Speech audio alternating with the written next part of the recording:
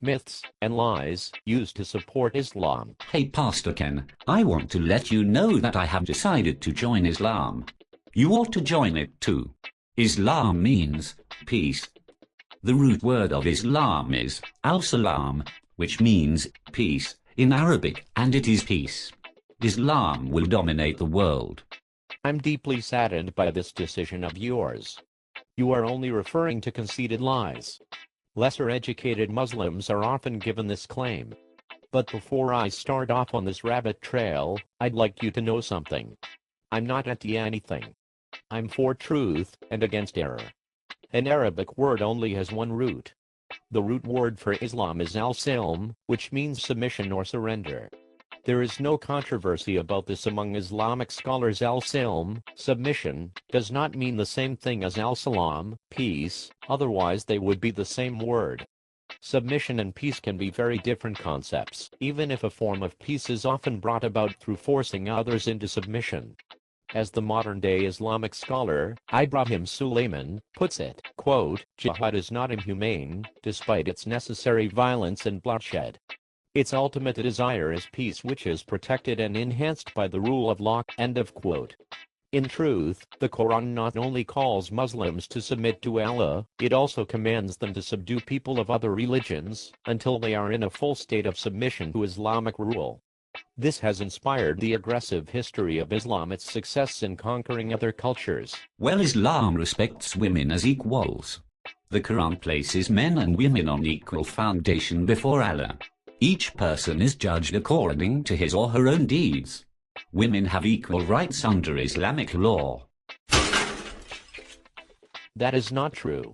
Merely stating that individuals will be judged as such by Allah does not mean that they have equal rights and roles, or that they are judged by the same standards.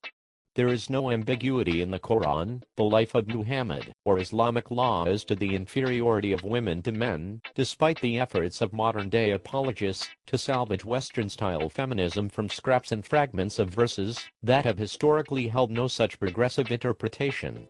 After military conquests, Muhammad would dole out captured women as war prizes to his men, after he killed their husbands and brothers. There are more than 4 Quran verses in which Allah makes clear that a Muslim master has full sexual access to his female slaves, yet there is not one that prohibits rape.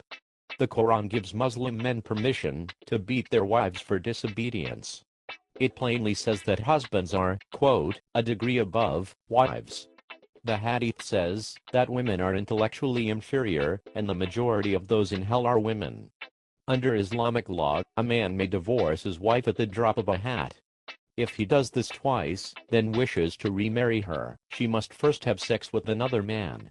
Men are exempt from such degradations. Muslim women are not free to marry whomever they please. Their husband may also bring other wives and slaves into the marriage bed. And she must be bisexually available to him at any time, as like a field ready to be tilled, according to the Quran. Muslim women do not inherit property in equal portions to men. If they ever give testimonies in a court, theirs is considered that only half of a man's. Unlike a man, she must cover her head, and often her face. If the woman wants to prove that she was raped, there must be 4 male witnesses to corroborate her account. Otherwise she can be jailed, or stoned to death for confessing to adultery. Given all of this, it is an outright lie to say that men and women have equality under Islam, based on obscure theological analogies or comparisons. This is an entirely new ploy that may be designed for modern tastes, but is in sharp disagreement with real Islamic law and history. Ken, the word jihad means inner struggle.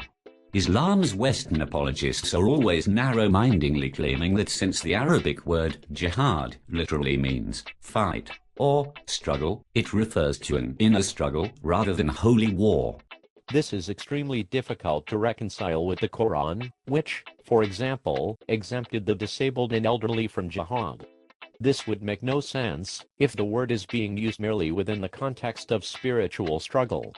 It is also unclear why Muhammad would use graphic language, such as smiting fingers and heads from the hands and necks of unbelievers, if he were speaking just of character development. With this in mind, Muslims generally admit that there are two meanings to the word, but insist that inner struggle is the greater jihad, whereas holy war is the lesser. In fact, this misconception is based only on a single hadith that is extremely weak and unreliable. By contrast, the most reliable of all hadith collections is that of Bukhari. The word jihad is mentioned over 200 times in reference to the words of Muhammad, and each one is a clear connotation to holy war, with only a handful of possible exceptions, dealing with a woman's supporting role during a time of holy war. You infidel. Islam is a religion of peace. Muhammad was a peaceful man who taught his followers to be the same. Muslims lived peacefully for centuries, fighting only for self-defense and when it was necessary. True Muslims would never act aggressively. Muhammad organized 65 military campaigns in the last 10 years of his life, and personally led 27 of them.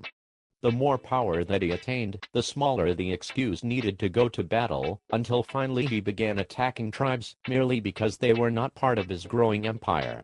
When he died, his most faithful followers and even his own family turned on each other almost immediately. There were 4 leaders in the first 25 years, each of which was a trusted companion of his. 3 of these 4 were murdered. The 3rd caliph was murdered by the son of the first. The 4th caliph was murdered by the 5th, who left a 100-year dynasty that was ended in a gruesome widespread bloodbath by descendants of Muhammad's uncle.